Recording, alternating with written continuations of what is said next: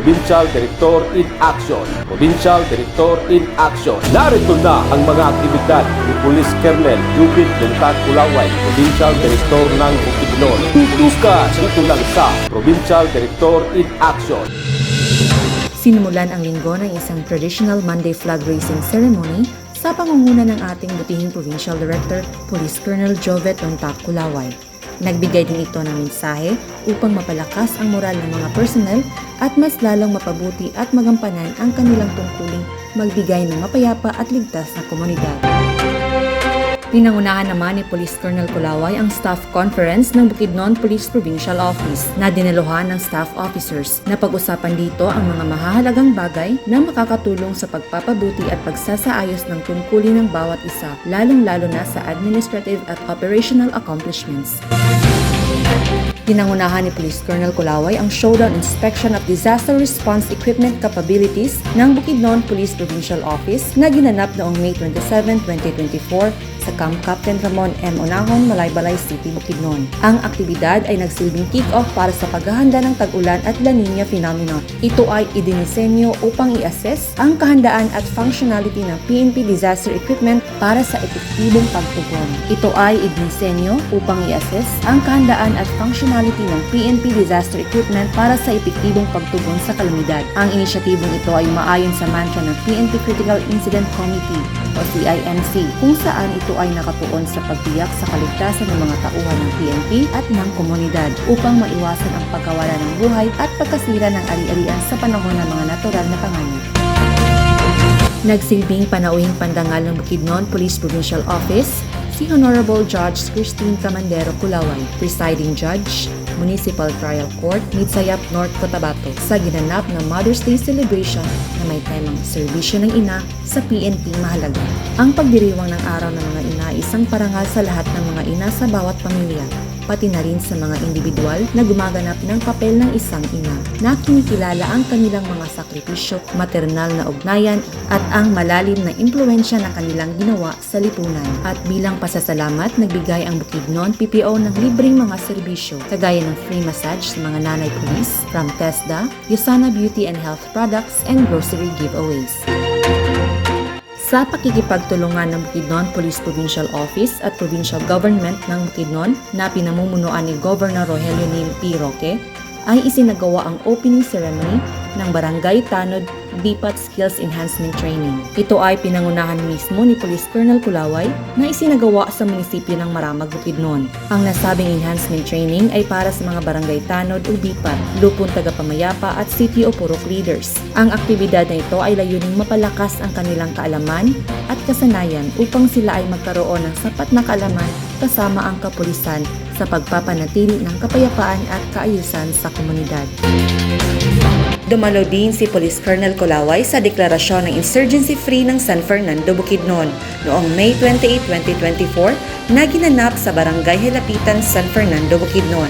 Ang mga sunod-sunod na pagsuko ng mga matataas na miyembro at opisyal ng mga local communist terrorist groups sa probinsya ng Bukidnon ay nagkaroon ng malaking epekto sa pagkamit ng insurgency-free status ng munisipyo. Nakamit din ito sa pagtutulungan at walang sawang suporta ng komunidad, lokal na pamahalaan at iba't ibang ahensya ng probinsya. Ang naganap na deklarasyon ay marka ng isang makabuluhang pangyayari sa kasaysayan ng kampanya laban sa pagpuksa ng insurhensya ng Bukidnon.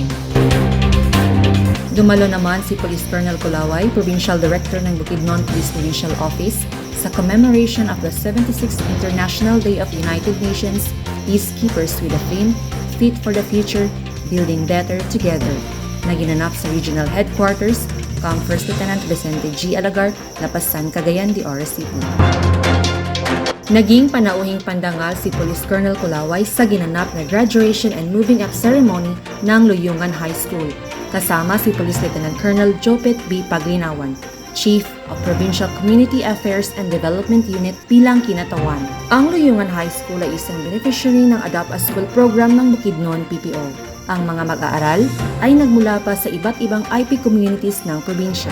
Sa kabila ng kinakaharap na mga hamon at pagsubok sa kanilang pag-aaral, ay matagumpay silang nakapagtapos. At sa araw na ito, taos-puso po kaming bumabati sa inyong tagumpay.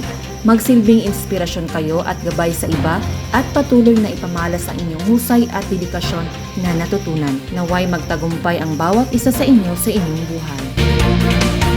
Mainit ang pagbati na inihatid ni Police Colonel Kulaway sa pagdaos ng makasaysayang Philippine College Foundation 35th Commencement Exercises. At bilang isang panauhing pandangal at nagsilbing inspirasyon sa mga graduate, nais iparating ng ating butihing Provincial Director ang kanyang taos-pusong pagbati. Aniya, simula pa lang ito ng mga makabuluhang hamon sa buhay. Naway hindi ninyo makalimutan ang inyong mga guro na naging bahagi ng inyong pag-aaral at maging ang inyong mga magulang sa pagsisikap at sakripisyong kanilang nilaan, maitaguyod lamang kayo sa pag-aaral at maabot ang inyong mga pangarap. Naway gampanan ninyo ang tungkulin hindi lamang sa sarili at pamilya, kundi maging sa ating bansa. Muli, maligayang pagbati at mabuhay kayong lahat. Dumalo naman si Police Colonel Kulaway sa 2024 Seal of Good Local Governance Regional Assessment with Honorable Rogelio Neil P. Roque, Provincial Governor, na ginanap noong May 30, 2024 sa Hotel de Susana, Valencia City, Bukidnon. Ang Seal of Good Local Governance ay isang pagkilala na iginagawad sa mga LGUs na nagpapakita ng magandang pagganap sa pamamahala, lalo na sa mga larangan ng pangangasiwa sa pinansyal, paghahanda sa sakuna, pangangalaga sa lipunan at iba pang mahahalagang aspeto ng lokal na pamamahala. Ang Regional Assessment Team ay may mahalagang papel sa pagtukoy kung aling mga LGUs ang kwalipikado para sa prestiyosong parangal na ito batay sa kanilang pagganap at pagsunod sa itinakdang mga kriteriya. Samantala, ito na ang mga matagumpay na operational accomplishments ngayong linggo. Sa patuloy na kampanya laban sa iligal na droga sa 8 operasyon, siyamang arestado na may humigit kumulang 30.80 ang nakumpiskang shabu na may katumbas na presyong 175,292 pesos and 40 centavos. Sa kampanya laban sa loose firearms o revitalized katok, 12 naman ang kabuang bilang ng na-surrender, na-turnover at na-recover na mga armas. 8 naman ang arestado sa iligal na pagsusugal. Sa kampanya laban sa most wanted person, arestado ng Kalilangan Municipal Police Station ang top 1 most wanted person regional level sa kasong 11 counts child abuse. Sa isinagawang checkpoint operation ng Cabanglasan Municipal Police Station ay naaresto ang top 6 most wanted person provincial level sa kasong rape at acts of lasciviousness. Arestado din ng Libuna Municipal Police Station ang top 6 most wanted person provincial level sa kasong rape at top 5 most wanted person municipal level ng Kitaw-Taw Municipal Police Station sa kasong 2 counts of acts of lasciviousness in relation to Republic Act 7610. At 12 naman ang arestadong other wanted persons na sangkot sa magkaibang kaso. Mula dito sa Provincial Director's Office, ito ang Bukidnon PNP News Online.